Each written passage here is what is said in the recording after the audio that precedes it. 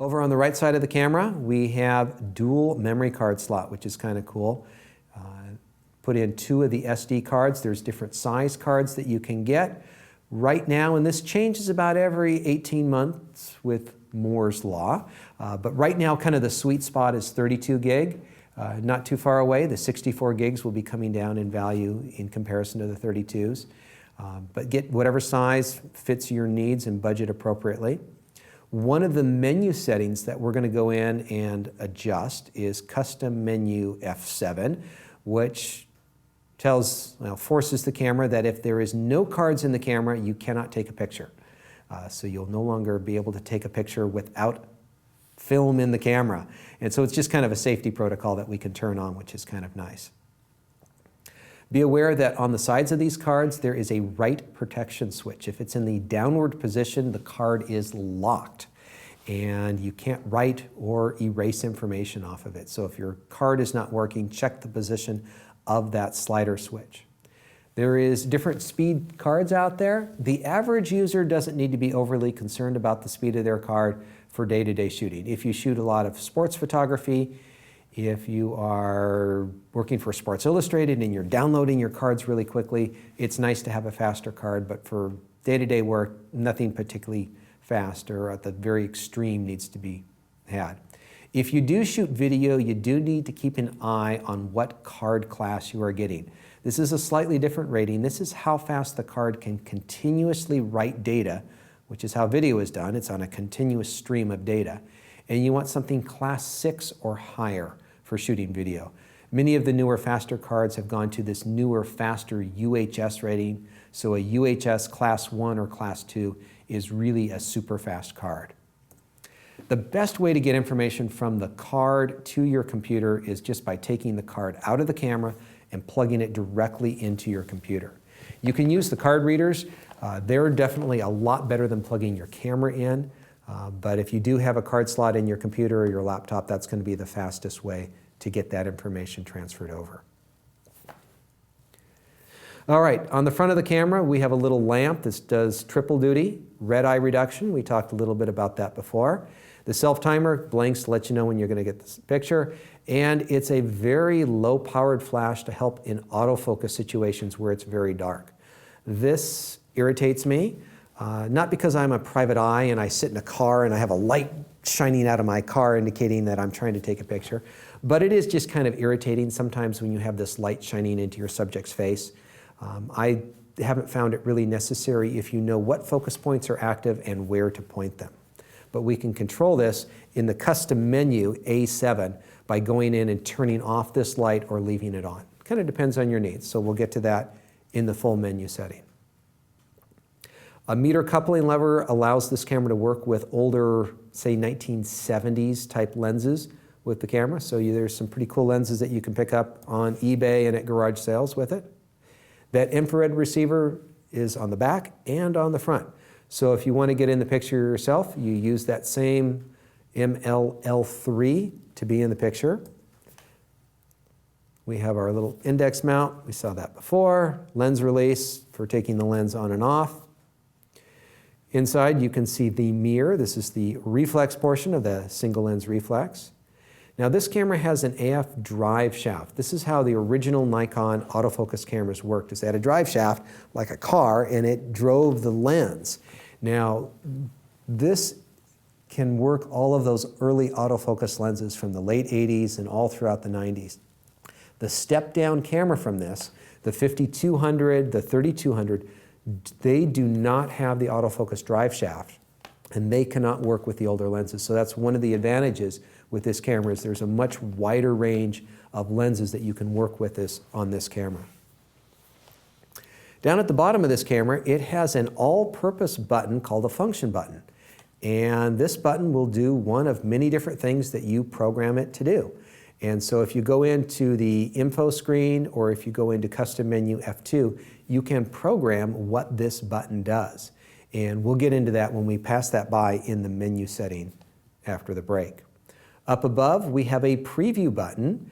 It's also a function button that you can program to do many different things, but by default, many people have it as the depth of field preview. And so what this does is when you are looking through the lens, you are looking through the lens wide open at the shallowest depth of field possible. When you press in on this button, it's going to stop the aperture down so you can see how much depth of field. I'll do that again for you. You can see on the left we're stopping the lens down, so there's the aperture, and over on the right you can see how much depth of field we're getting when we stop that lens down. And so it's a good way to see how much depth of field you're going to get in your actual picture. In many cases, I'll just take a picture and look at it on the back of the screen. It's sometimes easier. But in some cases, it's very bright lit situations outside, and it's not easy to see the back of the screen. So it can be a very helpful button. It used to be exclusively on the top of the line professional cameras, and it's kind of filtered its way down to all the cameras. And so that's what's going on the front of the camera. Let's go down to the bottom of the camera. And real quickly, EN-EL15 comes with one of the batteries. Standard Nikon battery is going to sell for about $60. If you want to go into the setup menu, you can see some very specific details about how good that battery is, how many shots you've taken on it. Handy little thing that we'll take another look at in the menu setting. There's another little rubber door on the bottom side, and this is for adding the MB-D15 multi-power battery pack. And so if you like to shoot vertical, and people who shoot vertical, portrait shooters and sports shooters, if you do a lot of shooting, this is more comfortable in the long term. You can shoot from high levels, low levels, and your hands are just in a much more comfortable position. So if you do a lot of that, I'd highly recommend the grip. It's also good for people who just have big hands, or anybody who uses a lot of battery power, because you can use 2 batteries at the same time in the camera. Standard tripod socket, so that's going to work on all the standard tripods. You'll have your serial number down there, so record that for your insurance purposes. Talk about lenses real quick. So standard lens on this kit that you often get with the camera is the 18-105, in which case it has filter threads of 67. Many different Nikon lenses have many different filter sizes. This is not the filter size for all lenses. But if you do want to get a UV or a protection filter or a polarizer, you want to get a 67. There's a little notch up towards the front that it's for mounting a hood. Now the hood is going to help block bright light from hitting the front of the lens. It can be very helpful in bright light situations. And then we have our standard things on the lens. We're going to have our zoom ring for changing our angle of view. You'll see what focal length you're at. You'll have a focus ring. It does change in different positions on different lenses when you are in a manual focus mode. And in slide after this, I'm going to go over the lens info, the alphabet soup of Nikon lenses. The lens mount index, which is what we align with the index on the camera for putting our lenses on and off. And then there are some CPU contacts, some electrical contacts on the back of the camera that you want to make sure are not obstructed or dirty or broken or anything like that, because it's how it communicates with the camera itself. Now, Nikon is definitely at fault for loving the alphabet and calling their lenses with many, many different letters. And so here's kind of a definition of what some of their more common letters are. AF obviously stands for autofocus. They have 2 different abbreviations as far as I can see for silent wave, which is a really quiet focusing motor that they use in pretty much all their cameras now. D stands for distance information. You're going to see this on some older lenses. The newer lenses are G, so G is the new D. In general, most of the lenses you find these days are going to be G lenses. DX means it's specially sized for the smaller sensor on this camera. ED means it's got really good glass. Extra low dispersion means you're going to get good color, good sharpness on it. Typically it happens more on the telephoto lenses. G means it has an electronically controlled aperture, which is all the lenses that Nikon has been doing for the last, well, almost decade at this point. And so it's the very common lenses that you'll see out there now. Internal focus means it's probably a little bit faster in focusing. Micro simply means it's good at close-up capabilities. Nano crystal coating, the N is kind of the premium letter right now. It's the most expensive letter in the alphabet. It's what they put on all their really high-end lenses. It basically makes them sharper and makes sure that all the colors land in the right area. Vibration reduction is something that many lenses are having these days. It's the built-in pitch and yaw system where the lenses are adjusting for your hand movement. And you might see a Roman numeral number 2, and this is not second generation vibration reduction, but it's the second generation of that particular focal length and aperture lens in autofocus. The vibration reduction, there are different versions of it. You have to go back and look at the introduction of that lens to see which generation it is. And I think you can find all that information out at the Nikon website. So finally on the lenses, you need to be very clear between FX and DX lenses. So let's explain it. DX lenses are labeled as DX. FX lenses are just not labeled. Your camera is a DX camera and can use DX or FX lenses. The full frame cameras from Nikon require a full frame FX lens. All right, so with your DX lens, it casts an image circle that's big enough to fit the frame that you have within the camera.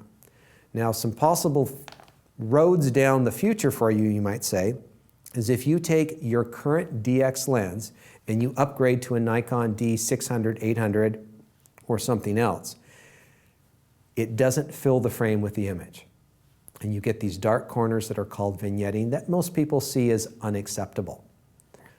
If you buy an FX lens for your D7100, it is going to produce an image that is larger than necessary for the cropped size of the frame. There's not going to be any problem with that.